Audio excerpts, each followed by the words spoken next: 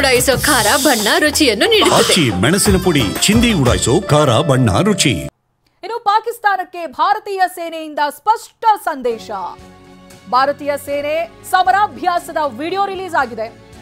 ಯಾವುದೇ ಪರಿಸ್ಥಿತಿ ಎದುರಿಸೋದಕ್ಕೆ ಸಿದ್ಧ ಅನ್ನುವಂತ ಸಂದೇಶವನ್ನ ರವಾನಿಸಿದೆ. ಎಕ್ಸ್ ನಲ್ಲಿ ವಿಡಿಯೋವನ್ನ ರಿಲೀಸ್ ಮಾಡಿರುವಂತಹ ಭಾರತೀಯ ಸೇನೆ ಎಂತದ್ದೇ ಪರಿಸ್ಥಿತಿ ಬಂದರೂ ಕೂಡ ಅದನ್ನು ಎದುರಿಸೋದಕ್ಕೆ ನಾವು ಸನ್ನದ್ಧವಾಗಿದ್ದೀವಿ, ಸಿದ್ಧವಾಗಿದ್ದೀವಿ ಅಂತ. ಅನ್ಸ್ಟಾಪಬಲ್. ಈ ವಿಡಿಯೋವನ್ನ ನೀವು ಗಮನಿಸಬಹುದು.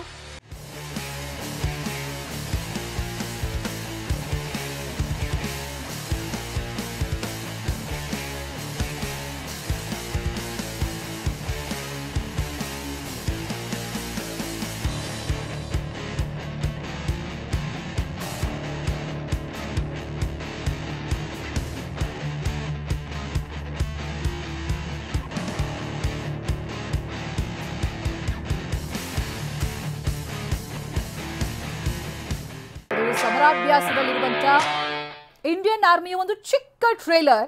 ತಾವೆಂತ ಪರಿಸ್ಥಿತಿಯನ್ನ ಎದುರಿಸುವುದಕ್ಕೆ ಯಾವ ರೀತಿಯಾಗಿ ತಯಾರಿಯನ್ನ ನಡೆಸಿದ್ದೀವಿ, ಯಾವ ರೀತಿಯಾಗಿ ಸಿದ್ಧವಾಗಿದ್ದೀವಿ ಅಂತ ಹೇಳುವಂತ ಸಂದೇಶದ ವಿಡಿಯೋ ಇದು.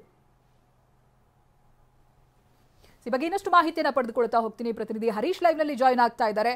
ಹರೀಶ್, ಹೌದು, ಇನ್ನೊಂದಷ್ಟು ಕಡೆಗಳಲ್ಲಿ ದಾಳಿಗೆ ISI ಪ್ಲಾನ್ ಅನ್ನ ಮಾಡಿಕೊಂಡಿದೆ ಅನ್ನುವಂಥದ್ದು ಗುಪ್ತಚರ ಇಲಾಖೆಯಿಂದ ತಿಳಿದು ಬರ್ತಾ ಇರುವಂತಹ ಮಾಹಿತಿ. ಇದರಲ್ಲಿ ಏನೇನು ಗೊತ್ತಾಗ್ತಾ ಇದೆ ಹರೀಶ್?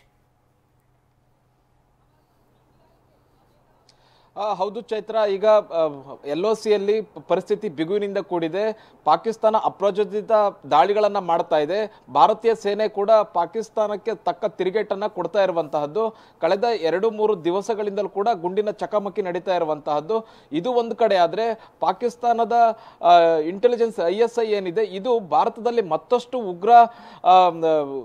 ಉಗ್ರ ಚಟುವಟಿಕೆಗಳನ್ನ ಮಾಡುವಂತಹ ಒಂದು ಈಗ ಅನುಮಾನ ಎದ್ದಿರುವಂತಹದ್ದು. ಇದೇ ರೀತಿಯಾಗಿ ಭಾರತದ ಗುಪ್ತಚರ ಇಲಾಖೆ ಈ ರೀತಿಯ ಒಂದು ಮಾಹಿತಿಯನ್ನು ಕೊಟ್ಟಿದೆ. ಪಾಕಿಸ್ತಾನ ISI ಯಾವಾಗ ಬೇಕಾದ್ರೂ ಭಾರತದಲ್ಲಿ ಈ ತರದ ಉಗ್ರ ಚಟುವಟಿಕೆಗಳನ್ನು ನಡೆಸಬಹುದು ಅನ್ನುವಂತ ನಿಟ್ಟಿನಲ್ಲಿ, ಅದರಲ್ಲೂ ಮುಖ್ಯವಾಗಿ ಜಮ್ಮು ಕಾಶ್ಮೀರದಲ್ಲಿ ಈ ತರದ ಒಂದು ಉಗ್ರ ಚಟುವಟಿಕೆಗಳು ಮತ್ತಷ್ಟು ಹೆಚ್ಚಾಗಬಹುದು ಅನ್ನುವಂತಹ ಒಂದು ಮುನ್ಸೂಚನೆಯನ್ನು ಕೊಟ್ಟಿರುವಂತಹದ್ದು. ಹಾಗಾಗಿ ಜಮ್ಮು ಕಾಶ್ಮೀರದಲ್ಲಿ ಹೈ ಅಲರ್ಟ್ ಅನ್ನ ಘೋಷಣೆ ಮಾಡಲಾಗಿದೆ.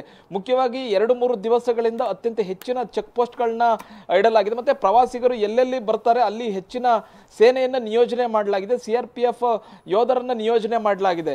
ಇನ್ನು ಎಲ್ಲಿ ಗಡಿಗಳಲ್ಲಿ ಎಲ್ಲಿ ನುಸುಳುವಿಕೆಗೆ ಅವಕಾಶ ಇರುತ್ತೆ, ಮತ್ತೆ ಉಗ್ರರ ಅಡಗುತಾಣಗಳು ಏನಿರ್ತವೆ ಅಲ್ಲೆಲ್ಲ ಕೂಡ ಹೈ ಅಲರ್ಟ್ ಅನ್ನ ಘೋಷಣೆ ಮಾಡಲಾಗಿದೆ.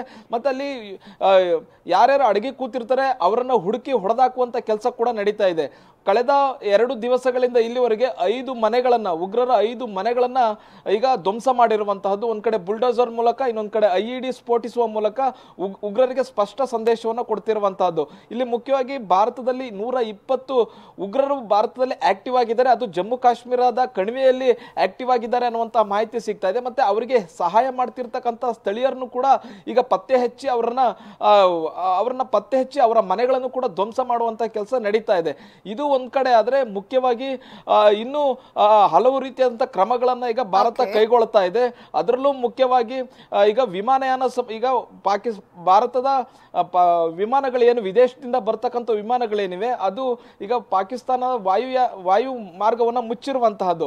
ಭಾರತದ ವಿಮಾನಗಳಿಗೆ ಈಗ ಅವಕಾಶ ಸಿಗ್ತಾ ಇಲ್ಲ. ಹೀಗಾಗಿ ಭಾರತ ಕೂಡ ಅನೇಕ ಕ್ರಮಗಳನ್ನ ಈಗ ಕೈಗೊಳ್ತಾ ಇದೆ. ವಿಮಾನಯಾನ ಸಂಸ್ಥೆಗಳಿಗೂ ಕೂಡ ಒಂದು ಸ್ಪಷ್ಟ ನಿರ್ದೇಶನಗಳನ್ನ ಈಗ ಕೊಟ್ಟಿರುವಂತಹದ್ದು. ಚೈತ್ರ, ಥ್ಯಾಂಕ್ ಯು ಹರೀಶ್ ಮಾಹಿತಿಗಾಗಿ.